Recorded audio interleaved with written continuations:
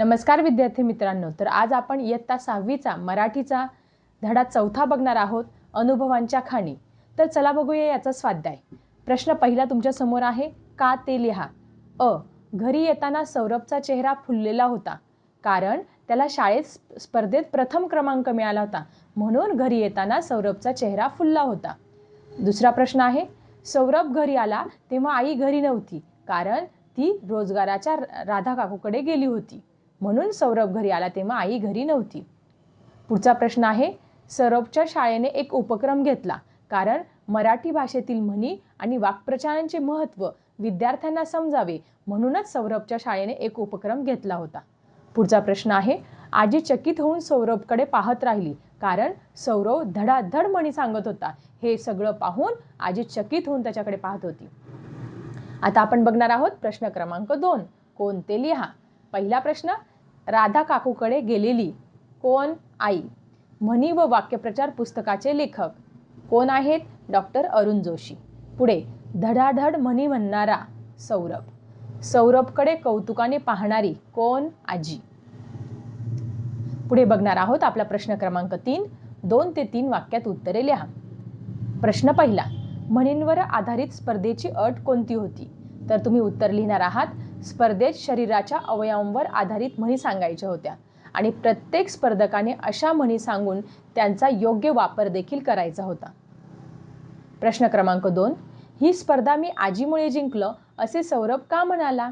कारण उत्तर लिहायचं आहे, आजी रोज बोलताना अनेक म्हणी वापरत असे, त्यामुळे सौरभला अनेक म्हणी पाठ झाल्या, म्हणून तो म्हणाला की ही स्पर्धा मी माझ्या आजीमुळे जिंकलो। पुढचा प्रश्न, म्हणी व वाक्यप्रचार यांची वैशिष्ट्ये कोणती? उत्तर, म्हणी व वाक्यप्रचार हे लहान असतात, पण त्यांचा अर्थ मात्र खूप मोठा असतो। ते बोलणे प्रभावी, सुंदर आणि अर्थपूर्ण बनवतात। लिहिते होऊया।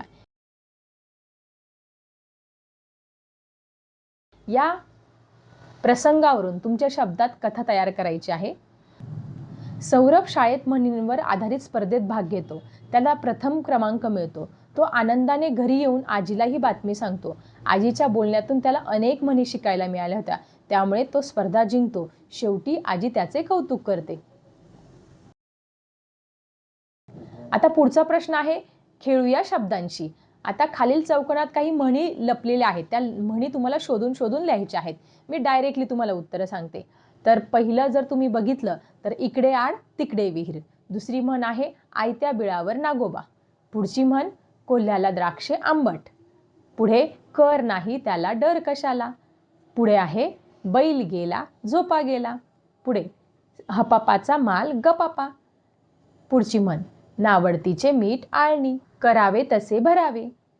गाव करी ते राव न करी, अति तिथे माती, बाप तैसा बेटा, गर्वाचे घर।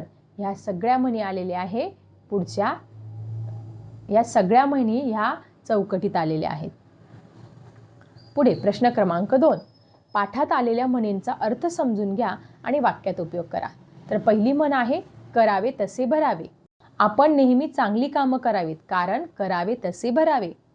अति तिथे माती, कोणत्याही गोष्टीचा अतिरेक हा वाईट असतो, म्हणून कोणत्याही गोष्टीचा अतिरेक करू नये, कारण अति तिथे माती। बाप तैसा बेटा, रोहन अभ्यासात हुशार आहे, खरेच बाप तसा बेटा। समानार्थी शब्द लिहा। शाळेला समानार्थी शब्द आहे विद्यालय, घरासाठी आहे गृह आणि हातासाठी आहे हस्त।